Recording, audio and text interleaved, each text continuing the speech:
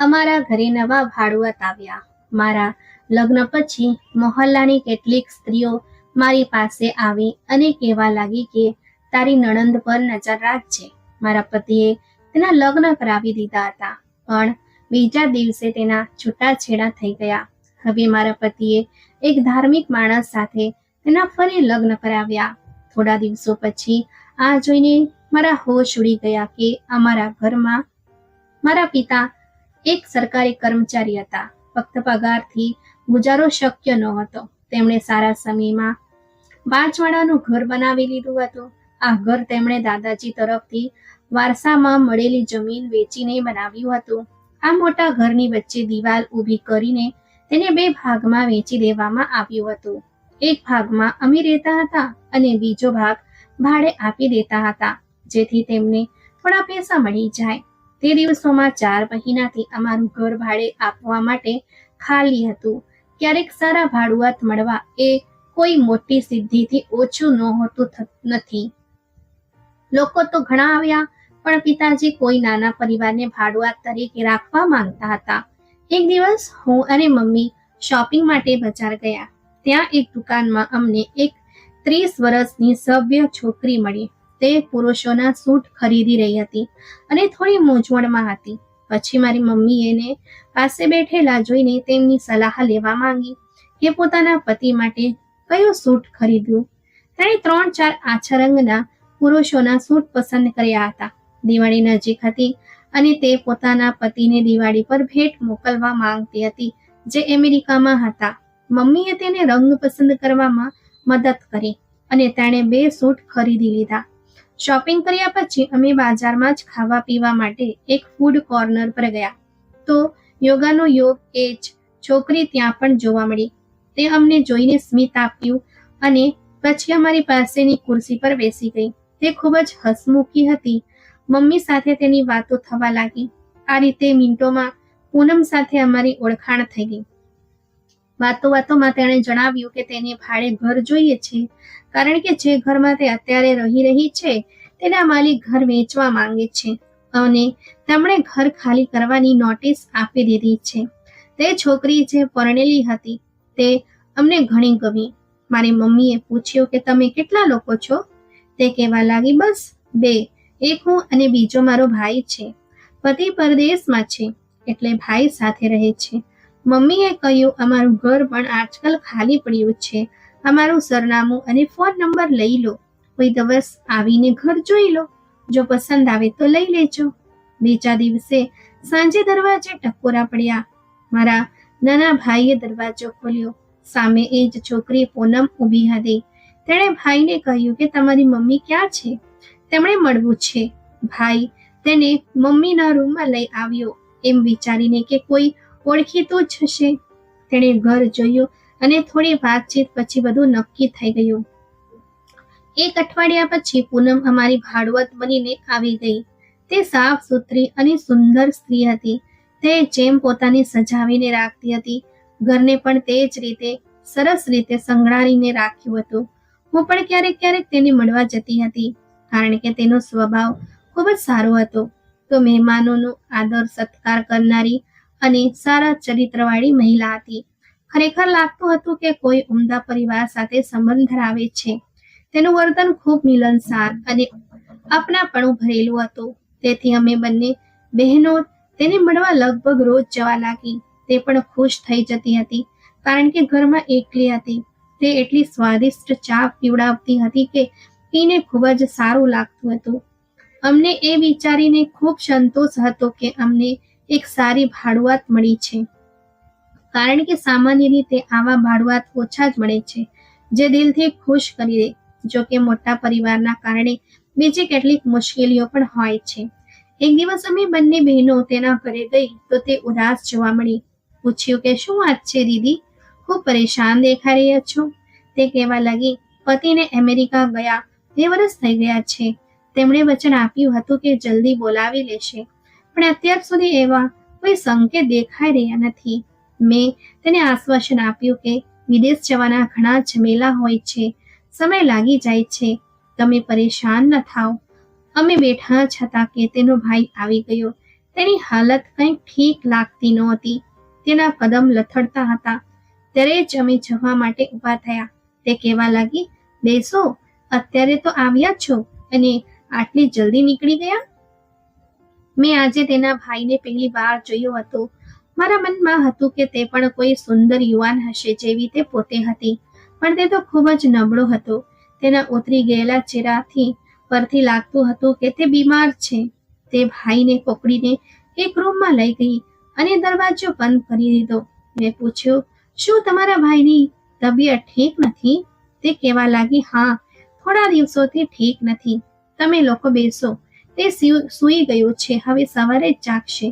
પછી મને પૂછવા લાગી, તમારા વિસ્તારના લોકો કેવા છે? ક્યાંક વાતો બનાવનારા લોકો તો નથી ને? મેં જવાબ આપ્યો કે મોટા ભાગે સારા લોકો જ છે, વગર કારણે વાતો કરનારા નથી. મારો જવાબ સાંભળીને તે થોડી શાંતિ અનુભવતી હોય તેવું લાગ્યું.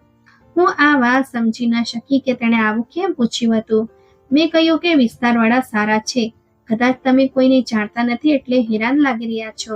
તેણે કહ્યું, ના, એવી કોઈ વાત નથી, બસ એમ જ પૂછી લીધું. આ રીતે તેણે વાત ફેરવી દીધી. તેણે પછીથી અમને જણાવ્યું હતું કે તેના અને તેના પતિના ઘરના સભ્યો તેમનાથી નારાજ છે, કારણ કે તેમણે લવ મેરેજ કર્યા હતા. ધીરે ધીરે તે મને પોતાની પરિસ્થિતિ જણાવવા લાગી. તે અવારનવાર તેના પતિને લઈને ચિંતિત રહેતી હતી. પોતાના જીવનસાથીની ગેરહાજરીમાં તેને ઘણી મુશ્કેલીઓનો સામનો કરવો પડતો હતો, જેમ કે ઘરનું રાશન કે જરૂરી સામાન લાવવાથી લઈને ડોક્ટર પાસે જવા સુધી. ઘરમાં વસ્તુઓનું સમારકામ, ખરીદ વેચાણ અને કેબલ જેવી સુવિધાઓ નખાવવા જેવા કામો માટે કોઈ પુરુષની મદદની જરૂર પડતી હતી. ભાઈ તો તેનો અવારનવાર બીમાર જ રહેતો હતો. મારી મમ્મીએ સહાનુભૂતિમાં બજારમાંથી રાશન મંગાવવાની જવાબદારી પોતાના માથે લઈ લીધી. નાના મોટો પ્રશ્નો મારો ભાઈ ઉકેલી દેતો હતો, જેથી તે એકલી સ્ત્રી શાંતિથી રહી શકે. તે દિવસોમાં તે ખૂબ જ પરેશાન દેખાતી હતી. જો કે સંજોગો તો બધાના ખરાબ થતા રહે છે, પરંતુ પૂનમ ખરેખર તેના ભાઈના કારણે પરેશાન હતી. તે કોઈને કંઈક જણાવતી નહીં, પણ તેને છુપાવવાની કોશિશ કરતી હતી. હવે કોઈ દિવસ એવો ન હતો જ્યારે હું તેને ન મળતી હોઉં. અમારા આંગણાની દિવાલમાં એક નાનો દરવાજો હતો, જે તે લોકોના આંગણામાં ખુલતો હતો. મમ્મી તે દરવાજાને તાળું મારી રાખતી હતી, પણ જ્યારે અમારે તેની પાસે જવું હોય ત્યારે તે ખોલી દેતી, કારણ કે બહારથી ફરીને જવા કરતાં ઘરની અંદરથી જવું વધુ સારું હતું. એક દિવસ જ્યારે ભાઈ પોતાના કામે જવાની તૈયારી કરી રહ્યા હતા, ત્યારે પૂનમ અમારા ઘરે આવી અને રડવા લાગી. મમ્મીએ પૂછ્યું કે શું થયું છે. તેણે જણાવ્યું કે તેના ભાઈને પોલીસ પકડીને લઈ ગઈ છે. તે કોઈ પડીકી વેચનારી દુકાન પર બેઠો હતો. પોલીસે દરોડો પાડ્યો તો ત્યાં હાજર તમામ લોકોને જેલમાં પૂરી દીધા. મમ્મીએ તેને આશ્વાસન આપ્યું અને પાણી પીવડાવ્યું.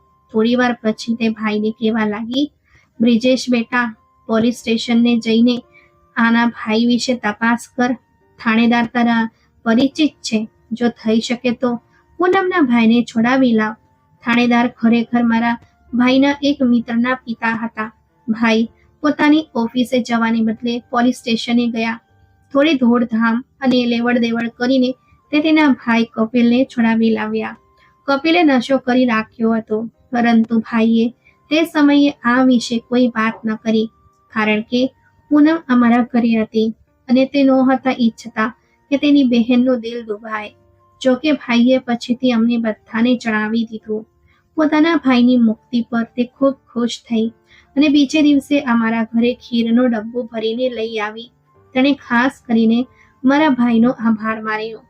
હવે અમને ખબર પડી ગઈ હતી કે પૂનમને બીજું કોઈ દુઃખ નથી, પણ ભાઈની ખરાબ આદતને કારણે તે પરેશાન હતી. તે અમને ભાડું સમયસર આપતી હતી. તેનો પતિ તેને દર મહિને ખર્ચ મોકલતો હતો. બેંકના કામોમાં પણ તે મારા ભાઈની મદદ લેતી હતી. તે વધારાના ખર્ચ કરતી નહોતી અને પૈસા બચાવતી હતી, પરંતુ તેનો ભાઈ નશા માટે તેની પાસેથી પૈસા લેતો હતો અને ક્યારેક લડી ઝઘડીને લઈ જતો હતો. મોહલ્લામાં ઇજ્જત જળવાઈ રહે તેથી તે તેને પૈસા આપી દેતી હતી, નહીતર શોર બકોરની સ્થિતિમાં અમે મકાન માલિક પણ વાંધો ઉઠાવત. 1 વર્ષની અંદર અમને તેની પરિસ્થિતિ ઘણી હદ સુધી ખબર પડી ગઈ હતી. પૂનમનું વર્તન એટલું સારું હતું કે મારા દિલમાં પણ તેના માટે સહાનુભૂતિ હતી. તેણે મને જણાવ્યું હતું કે તેના પિતાનું અવસાન થઈ ચૂક્યું છે. મમ્મીએ બીજા લગ્ન કરી લીધા તો બંને ભાઈ બહેનોને મામા મામીએ ઉછેર્યા, પણ મામીનું વર્તન ખૂબ ખરાબ હતું. પછી મારા લગ્ન થઈ ગયા અને ભાઈ પણ મારી સાથે આવી ગયો. 1 વર્ષ પછી મામાનું પણ મૃત્યુ થઈ ગયું અને હવે કોઈ નજીકનું સગા રહ્યું ન હતું.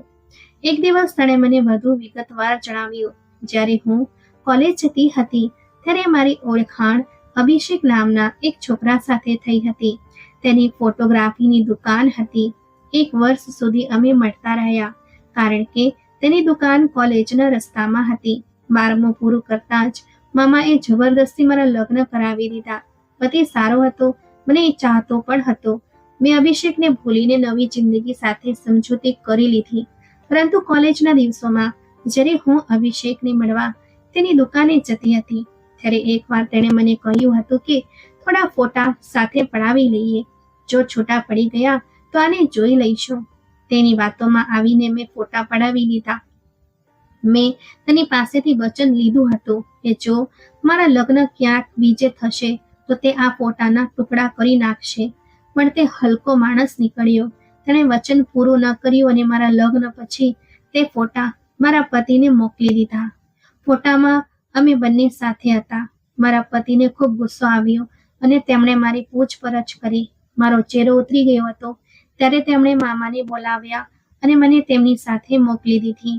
મામાએ પણ મને ખૂબ ખરું ખોટું સંભળાવ્યું. તેમણે પતિને ખૂબ સમજાવ્યા કે મને માફ કરી દે, પણ તેને મને છૂટાછેડા આપી દીધા. હું મારી મૂર્ખામી પર અફસોસ કરતી રહી કે કેમ અભિષેક સાથે સંબંધ રાખ્યો. આટલી નિંદા મામાની પણ થઈ અને મારું ઘર પણ બરબાદ થઈ ગયું. આ આઘાતે મામાને ખૂબ નબળા કરી દીધા અને સમાજની વાતો સાંભળીને તે એટલા તણાવમાં આવ્યા કે 1 વર્ષની અંદર તેમનું મૃત્યુ થઈ ગયું. નિરાધાર થયા પછી પૂનમ તેની એક સગી માસી લાગે છે તેમની પાસે રહેવા લાગી. ત્યાં તેની મુલાકાત એક એવા છોકરા સાથે થઈ જે તેની વાર્તા સાંભળીને પ્રભાવિત થયો. તે અમેરિકાથી આવ્યો હતો.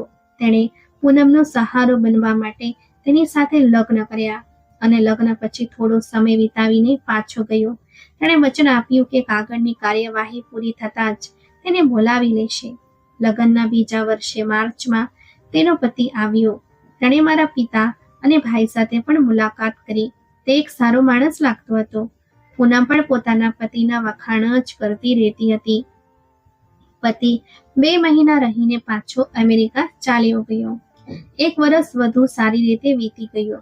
પછી અચાનક તે માણસે પૂનમને ખર્ચ મોકલવાનું બંધ કરી દીધું અને તેના ફોન આવવાના પણ બંધ થઈ ગયા. તે ખૂબ જ પરેશાન રહેવા લાગી હતી. અમારા ઘરે આવતી તેની આંખોમાં આંસુ અને હોઠ પર પતિની જ વાત હોય. મારી મમ્મીને તેની હાલત જોઈને ખૂબ દુઃખ થતું. અમારા એક દૂરના સંબંધી લાંબા સમયથી અમેરિકામાં હતા. મમ્મીએ તેમને ફોન કરીને પૂનમના પતિની તપાસ કરવા કહ્યું. આ દરમિયાન પૂનમ પર એક બીજો દુઃખનો પહાડ તૂટી પડ્યો. તેનો ભાઈ કપિલ નશાની હાલતમાં રાત્રિના સમયે રોડ પર જઈ રહ્યો હતો કે અકસ્માતનો શિકાર થઈ ગયો. આ ઊંડા આઘાતે તેને પૂરી રીતે તોડી નાખી. તે ઘણા દિવસો સુધી હોશમાં ન રહી. ભાઈ જેવો પણ હતો તેનો પોતાનો હતો. એક તણખલાનો સહારો ગણતો પણ એ ભાઈ જ તેનો એકમાત્ર સહારો હતો, જે હવે આ દુનિયામાં રહ્યો ન હતો. અમેરિકાવાળા મામાએ તેના પતિની તપાસ કરી અને મારી મમ્મીને કહ્યું કે એ સ્ત્રીને કહી દો કે હવે એ માણસની રાહ જોવાનું છોડી દે. અમે ખૂબ મૂંઝવણમાં હતા કે તેને આ સમાચાર કેવી રીતે આપવા. હજુ તો એક મોટા આઘાતમાંથી બહાર પણ નહોતી નીકળી. ત્યાં પતિની આ બેવફાઈ. જેમ શ્વાસનો વિશ્વાસ નથી તેમ માણસનો પણ વિશ્વાસ નથી. તે પતિના ગુણગાન ગાતા તે થાકતી નહોતી. આજે તેની જ બેવફાઈ તેને લોહીના આંસુ રડાવવાની હતી. મમ્મી કોઈ યોગ્ય સમયની રાહ જોઈ રહી હતી કે અચાનક આ ઘટના બની. એક દિવસ સવારે સોઈને ઉઠી ત્યારે મને કંઈક અજીબ હતું. કોલેજ જવાનું મન ન થયું એટલે મેં રજા રાખી લીધી. ઘરમાં કંટાળો આવવા લાગ્યો એટલે હું પૂનમ દીદી પાસે ગઈ. મમ્મીએ પૂછ્યું, નાસ્તો કરીશ? મેં કહ્યું, ના મમ્મી, મન નથી. હું બસ દીદીની ખબર અંતર પૂછીને આવું છું. પૂનમ દીદીએ મને પૂછ્યું, દિયા, ચા પીશ? મેં ખુશ થઈને કહ્યું, દીદી, તમારી પાસે ચા પીવા જ તો આવી છું. તેમણે ખૂબ પ્રેમથી ચા અને નાસ્તો આપ્યો. નાસ્તો કર્યા પછી તે હજુ વાસણ ઉપાડી જ રહી હતી કે દરવાજે કોઈએ દસ્તક દીધી. વિદેશથી એક રજિસ્ટ્રી આવી હતી. તે દોડતી ગઈ જાણે કોઈ ખુશખબરી હોય. કવર પર પતિના અક્ષરો જોઈને તેની આંખોમાં ચમક આવી ગઈ, પણ કવર ખોલતા જ તે જાણે પથ્થરની બની ગઈ. મેં ગભરાતા તેના હાથમાંથી કાગળ લીધા તો મારું દિલ કંપી ઉઠ્યું. સારું થયું કે હું તે સમયે ત્યાં હતી, નહીંતર તે વાંચીને જમીન પર પડી ગઈ હોત. મેં તેમને સાંભળીને બેડ પર બેસાડ્યા અને ગળે બળગાડી. તે ચીસો પાડી રહી હતી અને હું તેમને દિલાસો આપવા માટે શબ્દો શોધી રહી હતી, પણ શબ્દો મળતા નહોતા. જે વાત કહેવાની હિંમત અમે નહોતા કરી શકતા, ભગવાને પોતે જ એ મુશ્કેલી ઉકેલી દીધી હતી. તે વારંવાર એક જ વાત કહેતી હતી, ખબર નહીં તને મને છૂટાછેડા કેમ આપ્યા? તે આવા નથી. પણ આ કેમનો જવાબ હું જાણતી હતી. અમેરિકાવાળા મામાએ જણાવ્યું હતું કે પૂનમ દીદીના પતિએ ત્યાં બીજા લગ્ન કરી લીધા છે. આ ઘટના પછી પૂનમ દીદીની હાલત એટલી ખરાબ થઈ ગઈ કે મમ્મી તેમને અમારા ઘરે લઈ આવી, પણ તે સંભાળી રહી નહોતી. આખી દુનિયામાં તે હવે એકલી હતી અને દિવાલો સાથે વાતો કરવા લાગી હતી. 2 મહિના તે અમારી સાથે રહી, પણ જાણે કોઈ જીવતી લાશ હોય. નહાવા ધોવાનો હોશ નહોતો કે વાળ ઓળવાનો. જેનું બધું જ લૂંટાઈ જાય તે હોશમાં કેવી રીતે રહી શકે? સમય પસાર થતો રહ્યો. તેમની પાસે પૈસા ખતમ થવા લાગ્યા તો તેમણે કહ્યું, હવે હું ભાડું નહીં આપી શકું, મારે ઘર ખાલી કરવું પડશે. પણ સમજાતું નથી કે જઈશ ક્યાં. મમ્મી અને પિતાજીએ સલાહ કરી અને તેમને ઘરના એક નાના રૂમમાં રહેવાની જગ્યા આપી દીધી. જે સ્ત્રી ક્યારેક ઝહકતી હતી તે હવે પૂરી રીતે મૌન થઈ ગઈ હતી. એ જ દિવસોમાં મારા ભાઈના લગ્ન નક્કી થયા. લગ્નના ઘરમાં ચહલ પહલ હતી, પણ પૂનમ દીદી શાંતિથી પોતાનું કામ કરીને રૂમમાં જઈને સૂઈ જતી. કામના ભારના અને થાકને કારણે તેમને તે જ તાવ આવી ગયો. મમ્મીએ મારા ભાઈને કહ્યું, બેટા, અને તારી ગાડીમાં લઈ જઈને ડોક્ટરને બતાવી લાવ. ભાઈ તેમને ગાડીમાં બેસાડી હોસ્પિટલ લઈ ગયા. તે સમયે ભાઈની નવી વહુ રૂમમાં સૂતી હતી. વિસ્તારની કેટલીક સ્ત્રીઓએ ભાઈને પૂનમ સાથે ગાડીમાં જોઈ લીધા અને વાતો કરવા લાગી. હજુ લગ્નને 1 દિવસ થયો છે અને આ પોતાની દુલ્હનને બદલે આ ભાડુઆતને ફેરવી રહ્યો છે. આ વાત ઉડતી ઉડતી ભાઈના સાસરીવાળા સુધી પહોંચી ગઈ. ભાઈના સાસરીવાળા ગેરસમજણનો શિકાર થયા. રિસેપ્શન પછી દુલ્હનના માતા પિતા આવ્યા અને હંગામો કરવા લાગ્યા. આ સ્ત્રી કોણ છે અને અહીં કેમ રહી છે? ભાઈની સાસુએ સાફ કહી દીધું, આનો કોઈ બીજો ઠેકાણો કરો, નહીં તો અમે અમારી દીકરીને લઈ જઈશું. લોકો અમસ્તા જ વાતો નથી કરતા, કંઈક તો રંધાઈ રહ્યું છે. ઘરના સભ્યો પોતાના દીકરાનું ઘર તૂટવા દેવા માંગતા નહોતા, તેથી મારી મોટી બહેન તેમને પોતાની સાથે પોતાના ઘરે લઈ ગઈ, જેથી તે ત્યાં તેના બાળકોને સંભાળી શકે અને મામલો શાંત થઈ જાય. ભાભી શાંત થઈ ગયા, પણ તેમને શું ખબર હતી કે આગળ શું થવાનું છે. તે દિવસોમાં મારા પણ લગ્ન થઈ ગયા અને હું સાસરે આવી ગઈ. હું પૂનમ દીદીના સારા વર્તનથી ખૂબ પ્રભાવિત હતી. તેથી મેં વિચાર્યું કે હું પણ મારા સાસરામાં તેમની જેમ જ બધાના દિલ જીતીશ. મારા પતિ ખૂબ સારા માણસ હતા.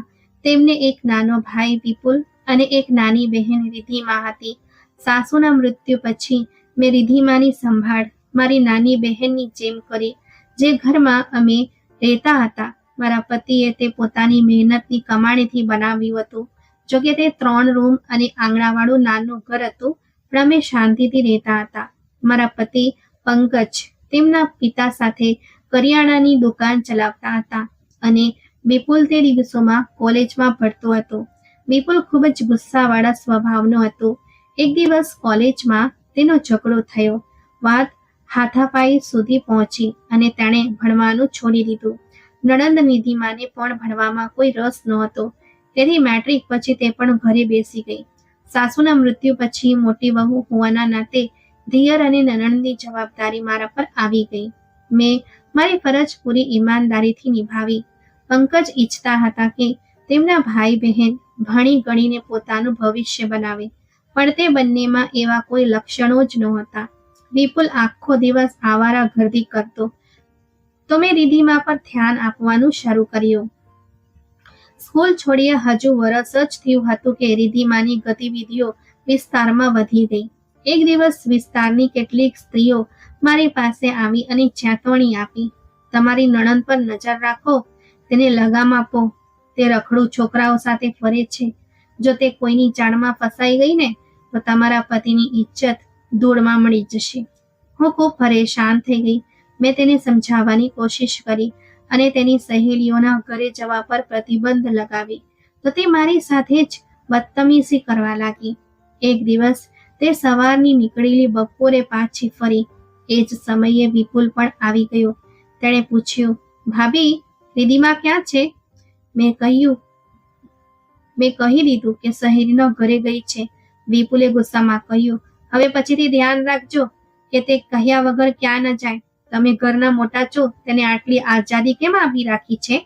જો તાણે તમારી વાત ન માની તો હું તેને કડકાઈથી સમજાવી દઈશ. સમય વીતતો ગયો.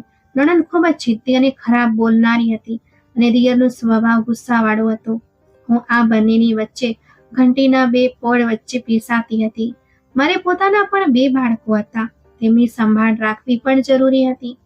એક દિવસ મેં પંકજને કહ્યું, રિધિમા હવે મોટી થઈ ગઈ છે, સારું હશે કે તમે તેના લગ્ન કરાવી દો. મને ઘરના કામો અને બાળકોમાંથી નવરાશ નથી મળતી, તેના પર નજર રાખવી મુશ્કેલ છે. વિસ્તારના લોકોએ પહેલા જ પંકજને ચેતવણી આપી દીધી હતી. જલ્દી જ તેના માટે એક માંગવું આવ્યું. છોકરો સારો હતો અને તેનો નાનો જનરલ સ્ટોર હતો. રિધિમાના લગ્ન કરી દેવામાં આવ્યા. સાસરે તેને કોઈ દુઃખ નહોતો. પતિ પણ કમાતો અને પ્રેમ કરતો હતો, પણ ખબર નહીં એ છોકરીની શું વિચારધારા હતી કે તેણે સાસરીવાળાના નખમાં દમ કરી દીધો અને અંતે છૂટાછેડા લઈને ઘરે પાછી આવી ગઈ. ખરેખર તેને બાળપણથી જ બીજાના ઘરોમાં ડોક્યુ કરવાની અને પ્રેમ કથાઓની આદત પડી ગઈ હતી. પિયર આવીને તેણે ફરી એ જૂનો રસ્તો પકડ્યો. વિસ્તારવાળા પંકજની ઇજ્જતને કારણે ચૂપ હતા, પણ જ્યારે પાણી માથા ઉપરથી ગયું ત્યારે તેમણે કહેવાનું શરૂ કર્યું કે તમારી બહેનને સંભાળો, નહીંતર પસ્તાવવું પડશે. પંકજ ખૂબ પરેશાન હતા. તેમણે પોતાની ઇજ્જત બચાવવા માટે એક વડીલ સંબંધીની મદદ માંગી. તે વડીલે કોશિશ કરીને એક ગામમાં રિધિમાનું સગપણ પોતાના મિત્રના દીકરા સાથે કરાવી દીધું. તે ખૂબ જ સારા લોકો હતા. ત્યાંની સ્ત્રીઓ વગર કારણે ઘરની બહાર નીકળતી નહોતી. રિધિમાનો મામલો પ્રેમ, પૈસા કે ઇજ્જત સુધી સીમિત નહોતો. તેનો અસલી મુદ્દો આઝાદી હતો. તે ગમે તે ભોગે સ્વતંત્ર રહેવા માંગતી હતી અને તે કોઈ પણ પ્રકારના બંધન ગમતા નહોતા. તે માત્ર પોતાની રખડપટ્ટી અને બેફિકર સ્વભાવમાં જ શાંતિ અનુભવતી હતી, નહીતર જળ વગરની માછલીની જેમ તડપવા લાગતી હતી. મેં એક સારી ભાભી બનીને તેને પ્રેમ આપ્યો, પણ જલ્દી જ બીજા સાસરે પર તેણે હંગામો મચાવી દીધો. તેણે પોતાના પતિ અને સાસરીવાળાને એટલા પરેશાન કર્યા કે તેમની રાતની ઊંઘ હરામ થઈ ગઈ. આખરે તેમણે પણ તેને છૂટાછેડા આપીને છુટકારો મેળવ્યો. તે એક પછી એક ભૂલો કરી રહી હતી અને તેને કોઈ પસ્તાવો ન હતો. એક દિવસ મારા દિયર વિપુલને કોઈએ મેણું માર્યું. તારી બેન 2 છૂટાછેડા લઈ ચૂકી છે, ખબર નહીં હજુ કેટલા ઘર ઉજાડશે.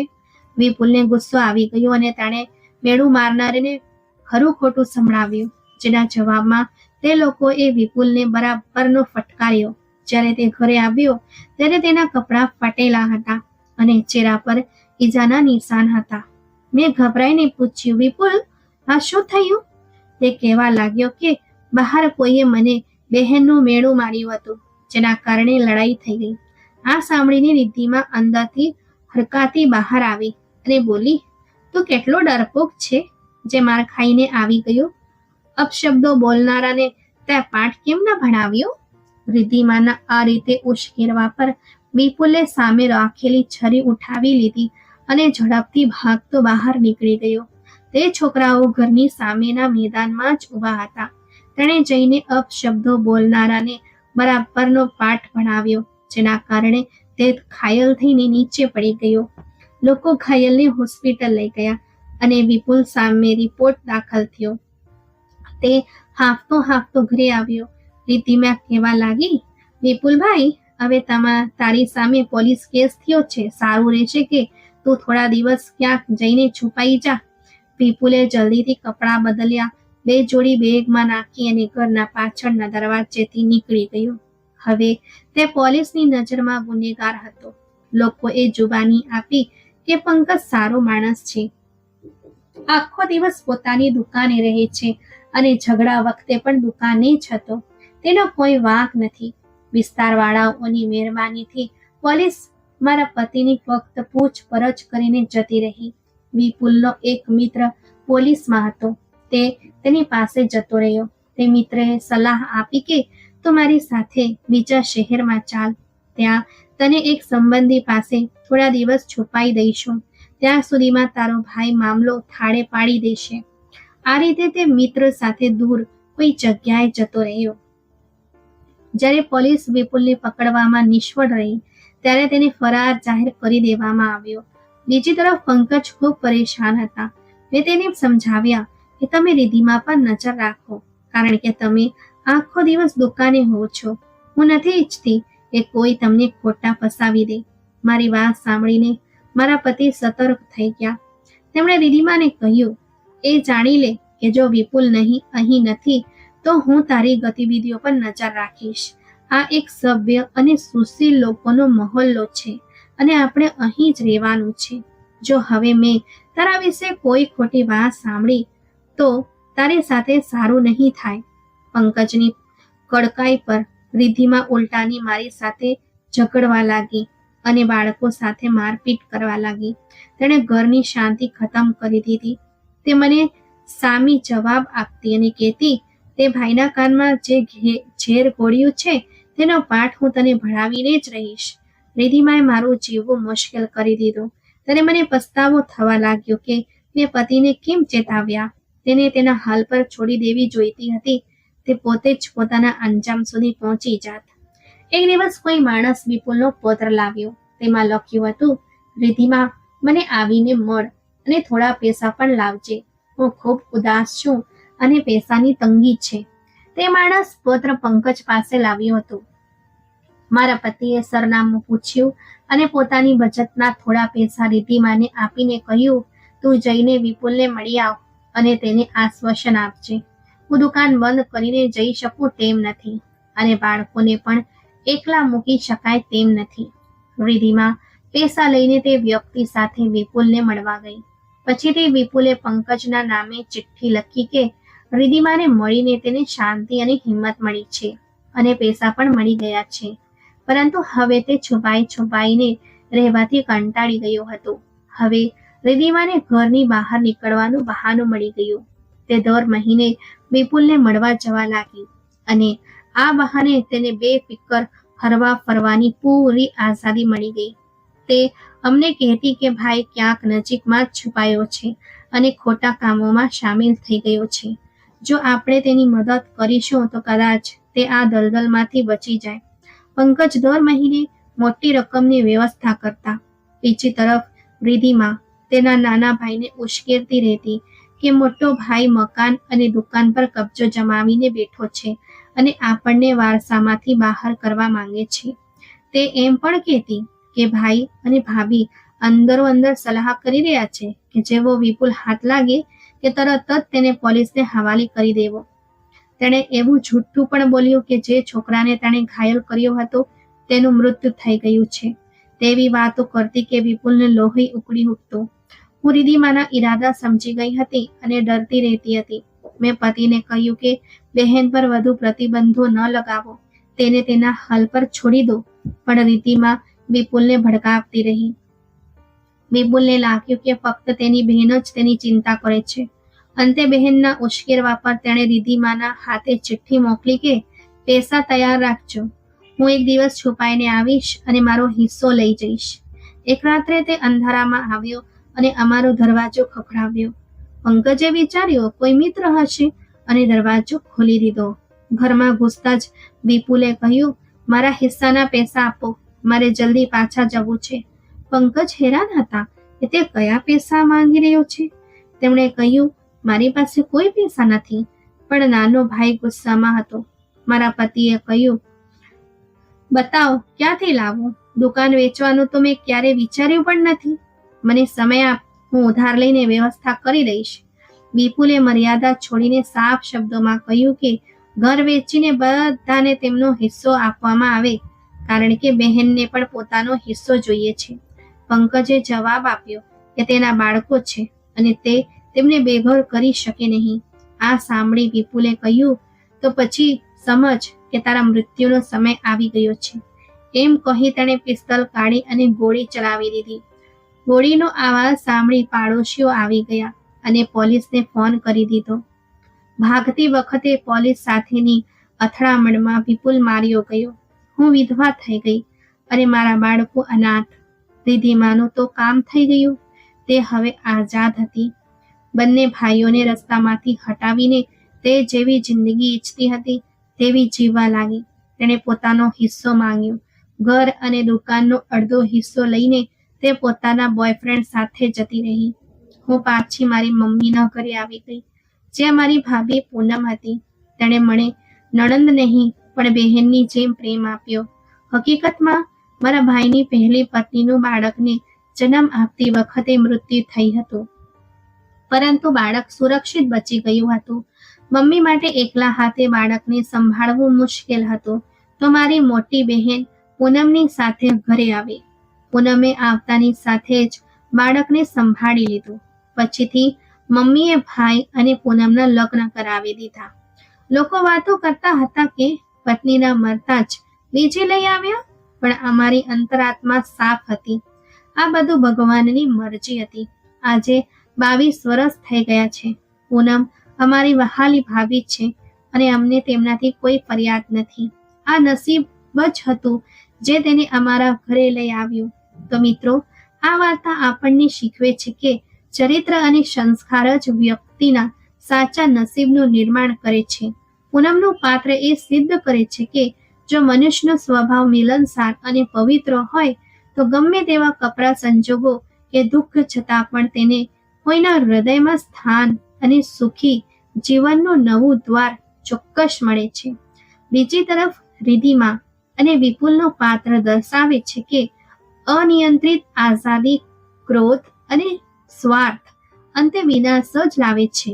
જો લોકો પોતાના લોહીના સંબંધોમાં ઝેર ઘોળે છે અને લાલચમાં આવીને પરિવારને તોડે છે, તેઓ ક્યારેય સુખ અને શાંતિ મેળવી શકતા નથી. તો ટૂંકમાં, સંબંધોને સાચવવા માટે વિશ્વાસ અને ત્યાગ જરૂરી છે. સ્વાર્થ અને અનીતિ હંમેશા અંતે પસ્તાવો જ લાવે છે. તો મિત્રો, આજની વાર્તા તમને કેવી લાગી? તમારો પ્રતિભાવ કોમેન્ટ બોક્સમાં જરૂર જણાવશો. જો વાર્તા પસંદ આવી હોય તો વિડીયોને લાઈક અને શેર કરજો. જો તમે અમારી ચેનલ પર નવા હો તો દરરોજ આવી જ નવી અને રસપ્રદ વાર્તાઓ સાંભળવા માટે અમારી ચેનલને સબસ્ક્રાઇબ કરજો. આપણે ફરી મળીશું એક નવી વાર્તા સાથે. આભાર.